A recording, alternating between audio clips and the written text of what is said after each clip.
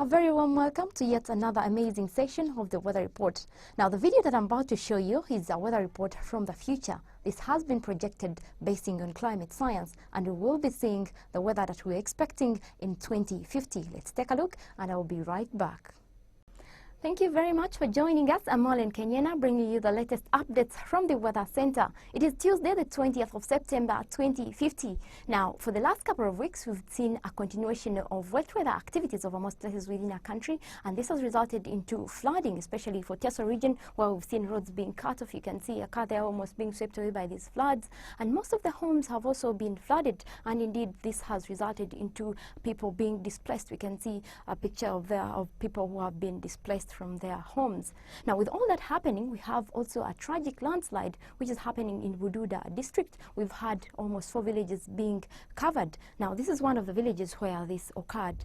Now, on the other side, we also have northeastern Uganda drying up because of prolonged dry spells. This has become a story that everyone is talking about. You can see the dry land there and also some of the crops that have been dried up. Now let's take a look at today's weather conditions. Well, according to our satellite images, in the morning we had cloudy conditions along the Lake Victoria Basin, developing into light showers over most places within this region, including the nation's capital, and the rest of the country we had partly cloudy conditions. But again in the afternoon, we had a heavy downpour along the western sector, as well as parts of Arua and also along Lake Albert. And the rest of the country were holding on to partly cloudy conditions.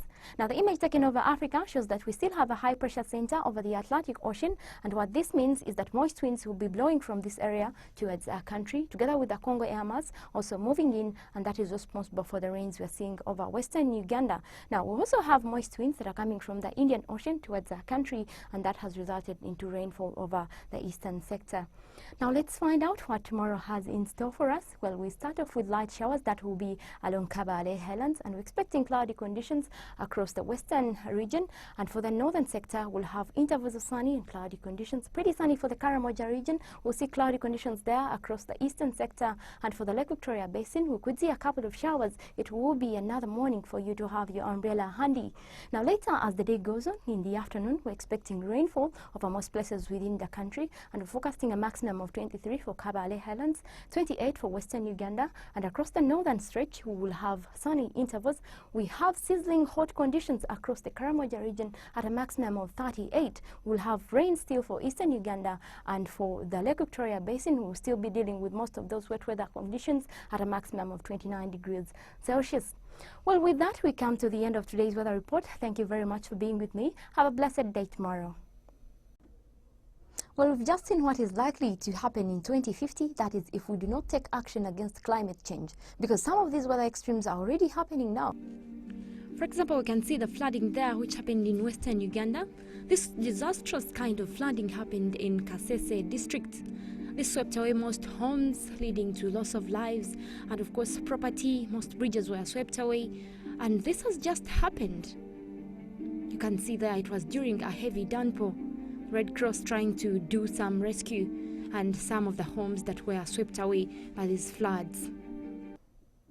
Now, similarly, we've had local bridges being washed away by intense runoff resulting from the excessive rains in western Uganda. We can see some of the roads have also been cut off, people trying to cross through some of these flooded roads. You can see a truck there also stuck in the roadside.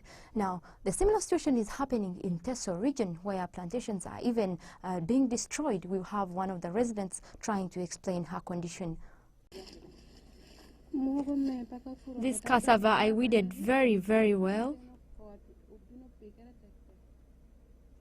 but there was too much rain, there were floods, and now the roots are rotten even though the stems are dry.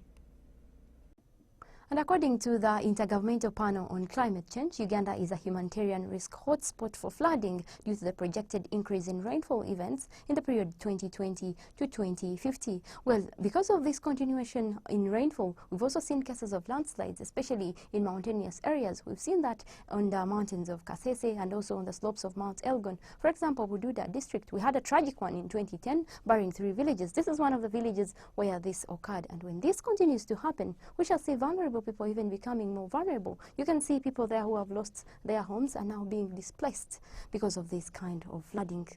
And on the other side, we had prolonged drought over the Karamoja region, resulting from persisting dry spells. We've seen that this has resulted into lack of food. You can see some of the plantations that have dried up. This is even likely to become more worse, and temperatures will be rising up dramatically. We're already seeing continuous outbreaks of diseases. For example, we have a 10-year report of Western Uganda, which is indicating that the rise in temperature is leading to increase in malaria cases. Now, according to the Intergovernmental Panel on Climate Change, the projected mean temperature over Uganda is about 1.4 degrees Celsius by 2050, and human activities are the major contributors of climate change. We've also noted that 90% of the disasters happening today are climate related. We cannot wait till 2050 to realize these changes in weather. We have to look at the best ways to minimize these weather extremes, in which the international negotiations under the United Nations Framework Convention on Climate Change is discussing a target to keeping the rise in temperature to not more than 2 degrees Celsius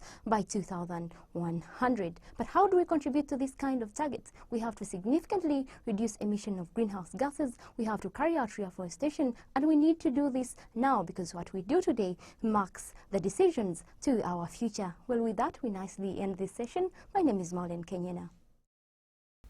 As you have just seen, climate change will increasingly affect our day-to-day weather. But we don't have to wait until 2050 to witness its impact. Already today, many parts of the world are experiencing more intense rainfall, floods, storms, heat waves, droughts. We need to minimize these negative impacts, and the best way to do that is to rapidly and significantly reduce our emissions of carbon dioxide and other greenhouse gases. We have the power and the responsibility to create a better future for ourselves and for those to come. But we need action at least at two levels. We need a new, robust global climate change agreement, and we need local policy that points us toward green growth and action by investors, industry, cities, and regions. Then we can arrive at a stable, climate-neutral future. Let's work together to make our societies safer and more resilient. Please join me in taking action on climate change. Thank you.